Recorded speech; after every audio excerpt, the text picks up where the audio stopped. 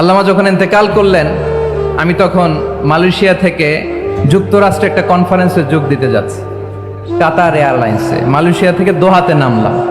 দোহায় যখন আমার ট্রানজিট, তখন শুনতে পেলাম যে আল্লামা বিদায় নিয়েছেন। সোশ্যাল মিডিয়ায় শুনে বিশ্বাস করতে পারলাম না। মুহূর্তের মধ্যেই মাসুদ সাইদি ভাইকে মেসেজ করলাম, উনি কোনো উত্তর দিতে পারলেন না। মাসুদ ভাইয়ের সাথে যখন কোলাকুলি করি, আমাদের শামীম ভাইয়ের সাথে যখন কোলাকুলি করি, মনে হচ্ছে আল্লামা সাইদির ঘ্রাণ পাই। শরীরটা লিটারালি কাঁপছিল, নিজেকে মানাতে পারছিলাম না, বিশ্বাস করতে পারছিলাম যে আসলে আল্লামা বিদায় নিয়েছেন। ইন দ্য মিন টাইম আমার সেকেন্ড ফ্লাইট, দোহা টু নিউ ইয়র্ক, 12 ঘন্টার ফ্লাইটে উঠলাম।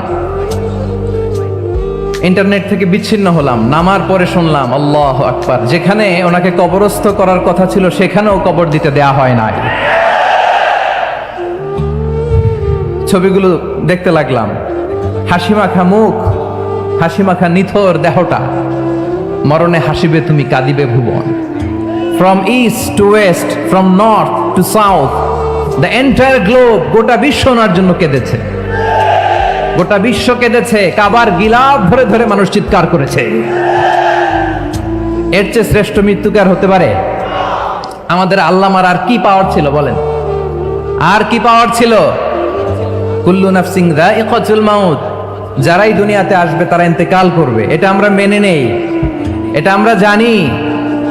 কিন্তু অবাক করা বিষয় হচ্ছে আমরা আজও জানি না আমাদের আল্লামার মৃত্যু কি স্বাভাবিক হয়েছে নাকি এটা পরিকল্পিত মেডিকেল কিলিং ছিল। এটা যে পরিকল্পিত মেডিকেল কিলিং ছিল, এটা ধারণা করার পেছনে অনেক কারণ আছে। তিনি আধিপত্যবাদের বিরুদ্ধে সোচ্চার ছিলেন, ফ্যাসিবাদের বিরুদ্ধে সোচ্চার ছিলেন, রাজনৈতিক প্রতিহিংসার শিকার ছিলেন। এজন্য এটা মেডিকেল কিলিং হতে পারে, এ ধারণা আমরা করতেই পারি। আওয়াজ করে বলেন ঠিক কিনা?